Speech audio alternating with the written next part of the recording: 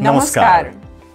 कोशी प्रदेश सरकारले कृषि व्यवसायीकरणलाई लक्षित गरी कार्यान्वयन गरिरहेको कृषि कर्जामा ब्याज अनुदान सम्बद्ध विषयमा हामी चर्चा गर्न गइरहेका छौं। कोशी प्रदेश सरकारले कृषि क्षेत्रलाई आधुनिकीकरण गर्न तथा व्यावसायिक बनाउन कृषक लक्षित विभिन्न कार्यक्रम र अनुदानहरू सञ्चालन गर्दै आएको छ। जस अनुरूप कोशी प्रदेश सरकारले कोशी प्रदेश कृषि कर्जामा ब्याज अनुदान व्यवस्थापन कार्यविधि 2081 कार्यान्वयनमा ल्याएको छ।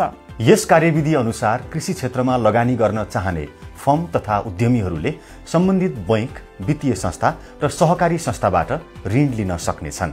कृषि कर्जाका लागि छनौट भएका विभिन्न जिल्ला तथा स्थानीय तहमा रहेका बैंक, वित्तीय संस्था र सहकारी संस्थाहरूको विवरण कोशी प्रदेश उद्योग कृषि तथा सहकारी मन्त्रालयको वेबसाइट www.moiac.koshi.gov.np मा प्रकाशन गरिएको छ।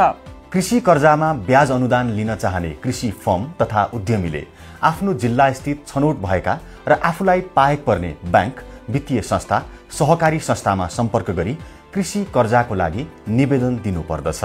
निवेदन दिए पश्चात बैंक, वित्तीय संस्था तथा सहकारी संस्थाले कर्जा प्राप्तिका लागि कार्यविधिमा उल्लेख भए बमोजिम कृषि उद्यमीलाई प्राविधिक उपयुक्तताको सिफारिस, कृषि बाली सम्बद्ध व्यवसाय भए जिल्ला स्थित कृषि ज्ञान केन्द्र र पशुपन्छी पालन तथा मत्स्य सम्बद्ध व्यवसाय भए जिल्ला स्थित भेटेरिनरी अस्पताल तथा पशु सेवा विज्ञ केन्द्रबाट उपलब्ध हुनेछ।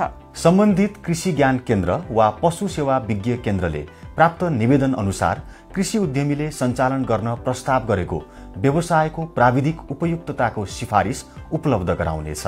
प्राविधिक उपयुक्तताको सिफारिस सहित कृषि उद्यमी कर्जा लिन सम्बन्धित बैंक, वित्तीय संस्था वा सहकारी संस्थाबाट प्रचलित नियम अनुसार ऋण स्वीकृत गरी परियोजना कार्यान्वयन गर्नुपर्दछ। कृषि कर्जामा ब्याज अनुदान व्यवस्थापन कार्यविधि अनुसार कर्जा लिन चाहने कृषि उद्यमीलाई थप जानकारी चाहिएमा जिल्ला स्थित कृषि ज्ञान केन्द्र वा भेटेरिनरी अस्पताल तथा पशु सेवा विज्ञ केन्द्रमा सम्पर्क गर्न सकिनेछ।